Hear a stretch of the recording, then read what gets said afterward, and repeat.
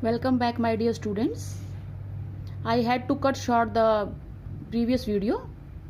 I am continuing the same topic, a new old civilization. We were studying that how John Marshall excavated the Harappan civilization. What was his method? Marshall tended to excavate along regular horizontal units measured uniformly throughout the mound, ignoring the stratigraphy of the site. Yesterday I told you about the stratigraphy, study of the layers during archaeology, and it is not necessarily horizontal, and in every layer artifacts found are grouped together in each layer, and it belongs to the particular cultural time period. But John Marshall did not follow this method. Instead of studying each individual layer, not necessarily horizontally, they are not horizontal. So Marshall ignored the stratigraphy. So he studied these layers regularly in a horizontal direction. But you see that these layers are not horizontal. And he measured them uniformly throughout the mound. और पूरे टीले में उन्होंने uniformly एक बिल्कुल straight line में उसको major किया और स्ट्रेटिग्राफी को ध्यान में नहीं रखा, जिसकी वजह से उन्होंने एक स्ट्रेट लेयर के अंदर जितने भी आर्टिफैक्ट्स, एक स्ट्रेट लाइन में जितने भी आर्टिफैक्ट्स मिले, वो लेयर्स तो नहीं थी, उन सबको एक टाइम पीरियड से संबंधित मान लिया, बट वो क्योंकि वो देवर इन डिफरेंट लेयर्स. और जॉन मार्शल ने यही चीज़ जो है सबसे बड़ी गलती की, because the groups were artifacts, they belong to different stratigraphic layers, and he ignored the stratigraphy, and he grouped all the artifacts recovered from the same unit. और यूनिट क्या बनाया उन्होंने? Regular horizontal units measured uniformly through out the mound. तो एक single unit में जितने भी artefacts मिले सबको एक साथ ग्रुप कर दिया. और but in fact those artifacts they belong to the different stratigraphic layers. As a result, valuable information about the context of these finds was irretrievably lost. तो इन खोजों के संदर्भ में बहुत बहुमूल्य जानकारी थी, वो हमेशा के लिए विलुप्त हो गई. We could not retrieve it later. तो ये स्ट्रेटिग्राफी को इग्नोर करना एक बहुत भारी भूल थी. Next topic is new techniques and questions. नई तकनीक और नए प्रश्न कौन कौन से आगे उभर कर सामने आते हैं. 44 में REM व्हीलर जो हैं वो ASI के डायरेक्टर जनरल बनते हैं. उन्होंने जो जॉन मार्शल ने स्ट्रेटिग्राफी को इग्नोर किया था उस प्रॉब्लम को दूर कर दिया. व्हीलर ने कहा कि माउंट की स्ट्रेटिग्राफी को फॉलो करना बहुत जरूरी है. हम मैकेनिकली डिग नहीं कर सकते, मैकेनिकली एक्सकेवेट नहीं कर सकते along a uniform horizontal line. और ही वर्कड इन आर्मी, वो एक एक्स आर्मी ब्रिगेडियर थे. तो उन्होंने आर्कियोलॉजी के अंदर एक मिलिट्री प्रिसीजन को इंक्लूड किया, एक सैन्य दक्षता को, एक सैन्य सूक्ष्मता को इंक्लूड किया. जो हड़प्पन सिविलाइजेशन के फ्रंटियर्स थे, दे डिड नॉट कोइंसाइड और they had a little connection with the present day national boundary. जो वर्तमान में जो हमारी जो राष्ट्रीय सीमाएं हैं वो हड़प्पन सभ्यता की सीमाएं नहीं थी. And when Pakistan was created after partition, most of the sites they went in the Pakistani territory. और ज़्यादातर जो हड़प्पन सभ्यता की जो पुरातात्विक स्थल हैं विभाजन के बाद पाकिस्तान में स्थित हैं.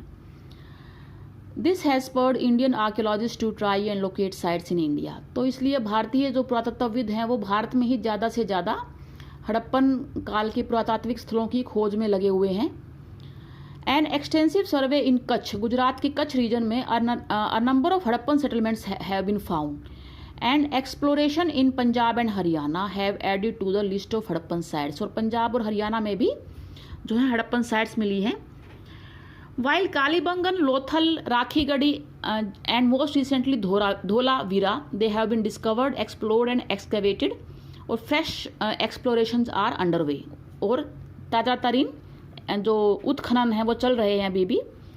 Over the decades new issues have assumed importance. और बीते हुए दशकों में नए नए मुद्दे जो हैं वो ज़्यादा अब जरूरी हो गए हैं. Some archaeologists they still give preference to the cultural sequence. और कुछ पुरातत्वविद अभी भी संस्कृति काल के क्रम को ज़्यादा महत्व देते हैं। Others tries to understand the logic underlying the location of specific sites, जबकि जो दूसरे हैं वो कि जो ये पुरातात्विक स्थल की जो स्थिति है उसके पीछे क्या लॉजिक है उसको समझने की कोशिश करते हैं। They also grapple with the wealth of artifacts, और जो पुरा वस्तुएं मिली हैं उसको अच्छी तरह स्टडी करके they try to find out figure out the functions these may have served, कि इनके क्या उपयोग रहे होंगे, किस प्रयोग में लाई गई होंगी। Since the 1980s there has also been growing international interest in Harappan archaeology. 80s के बाद तो पूरे विश्व का रुचि ही हड़प्पन पुरातत्व विद में हो गई है। Specialists from the subcontinent and abroad have been jointly working at both Harappan and Mohenjodaro, और भारतीय उपमहाद्वीप के भी और बाहर से भी विदेशी जो विशेषज्ञ हैं वो हड़प्पन साइट्स पर काम कर रहे हैं। They are using modern scientific techniques including surface exploration, और आधुनिक पद्धतियाँ भी आ गई हैं, वैज्ञानिक पद्धतियाँ किस सतह का अन्वेषण करते हैं, सरफेस का। क्ले के मिट्टी के ट्रेसेस मिलते हैं, पत्थरों के पदार्थ मिलते हैं, धातु, प्लांट, एनिमल के जो अवशेष रिमेन्स मिलते हैं और उनको स्टडी करते हैं, और कोई भी एविडेंस का हर स्क्रैप जो सूक्ष्म से सूक्ष्म जो साक्ष्य मिलता है उसको भी माइन्यूटली एनालाइज करते हैं, गहराई से उसका जो है विश्लेषण करते हैं। These explorations promise to yield interesting result in the future, और जाहिर है जो इतनी बारीकी से जो स्टडी हो रही है कुछ न कुछ रोचक जानकारी भविष्य में निकलकर सामने आएगी। इस बॉक्स के अंदर व्हीलर एट हड़प्पा, जब आर.एम. व्हीलर शुरू में हड़प्पा आए थे तो उनका एक इंटरेस्टिंग एक्सपीरियंस जो है बताया गया है। Read it, it is very interesting, not very important from the exam point of view. एक छोटी सी स्टोरी है कि कैसे वो पहुंचे थे साइट पर, और उनको बताया गया कि हमें सुबह सुबह 5:30 to 7:30 एक्सकेवेशन कर लेनी है 2 घंटे में, बाद में बहुत गर्मी हो जाती है। बट वो 6 घंटे तक लगे रहे और स्टिल जो है बहुत गर्मी हो गई, और अपने नाइफ्स के साथ, पिक्स के साथ देवर बिजी इन एक्सकेवेशंस। वो माउंड इतने बड़े थे वहाँ पर जो थे, तो Wheeler was very much surprise about the extent of the civilisation. Read it yourself. There is a question given below, discuss which of the themes in this chapter would have interested Cunningham. Cunningham का interest किन चीज़ों में था, हमने पढ़ा था पहले। He was interested in the cultural aspect, जो संस्कृति वाला जो पहलू था उसमें ज़्यादा इंटरेस्ट था। Which are the issues that have been of interest since 1947, और 1947 के बाद किन चीज़ों में जो है आर्कियोलॉजिस्ट का इंटरेस्ट बढ़ गया, ये हमने सेकेंड लास्ट पैराग्राफ में पढ़ा था। To understand the logic behind the location of specific sites, try to figure out the functions artifacts have served.